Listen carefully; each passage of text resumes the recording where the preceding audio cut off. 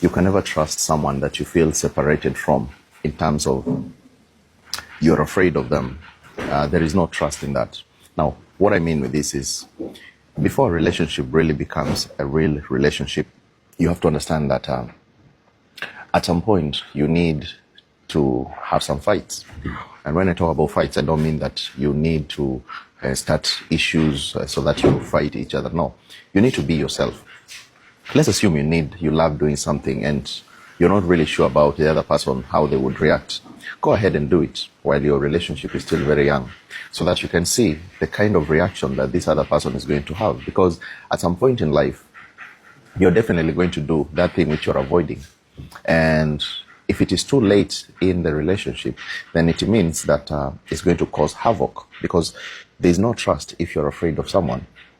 And this is very important, especially when you're in a young age of a relationship. Maybe it's in the first 6 months. You need to do as many things as possible. Of course, you need to protect and show the other person that you care, but also you need to bring out the real self, the things that you love, the things that you enjoy about. Because once the honeymoon phase is over, you find that most people get into the factory settings and they start arguments, and most of the relationship don't last 3 years. Why? Because in most cases, people have been in the hibernation phase, which is the honeymoon phase. You've been hiding yourselves. You've been showing a kind of man or a kind of woman that you're not. And you've been trying to show, come on, it's like... I feel like eating rice. Oh, well, even me too. I like this. Oh, me too. I like to travel. Me too. It's a me too kind of relationship, and which is not authentic, which is not true.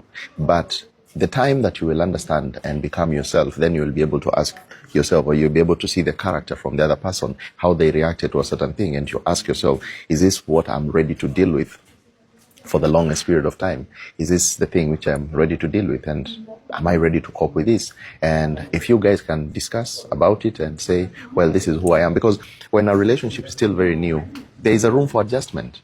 And the other partner will be able to say, well, I can deal with it or I cannot deal with it. It's better to be open from the beginning than to keep on lying to each other and to keep on saying, this is what I like, yet you don't like it. Because later on, when the honeymoon phase is gone, when the 3 years, that is the first honeymoon phase, and the next honeymoon phase ends at when now people really get into the factory settings is after 5 years in a relationship. But of course, the first 1 year has its own pretense style. Then the next phase is 3 years, and the next phase is 5 years. Now, after 5 years, people really get to being themselves, although some people might extend even much more.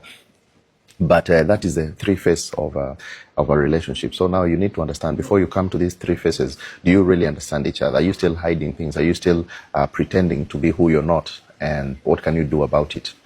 And if you're out there, you're struggling with your relationship, or maybe you've just started courting someone and you want to make the right decisions, or maybe both of you need some counseling in some way, you need to discuss, please, you can talk to me. I can be able to help you out to navigate these phases, because these are the most critical areas of your life before the relationship really goes deeper. I was just watching a video of some guy who was saying that he got a scholarship when he was just new in a relationship, and then he got a scholarship to go to the US to do his master's, and it was very exciting for him.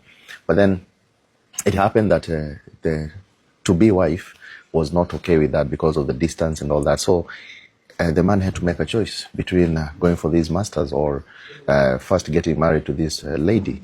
And he consulted a few guys here and there, and of course they told him, oh, you can drop this and just get married first.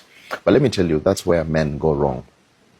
When this guy decided to do that, it was just 6 months down the line as they were planning for the wedding. Then what was making this lady, even though she's the one who suggested, what was making her want this man so bad is the status, is the goal, the ambition, the purpose in this man. But now that he has dropped his purpose and focused on her, then now, you know what she told him? When the wedding was very much in, almost 60% thing is done, the lady decides to tell the man, you know what, I'm thinking, let's pause this wedding first. I need to set up my business. And then the man was like, setting up your business? What do you mean? I stopped my whole life because of this. And she had nothing to say. She just said, I just feel like it's not the right time.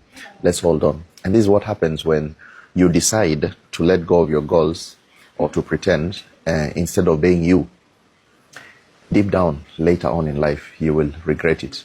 Go for your goals, go for what you want, and be true to yourself, and let the other person adjust. If they cannot adjust, you're going to find someone else who exactly meets your goals.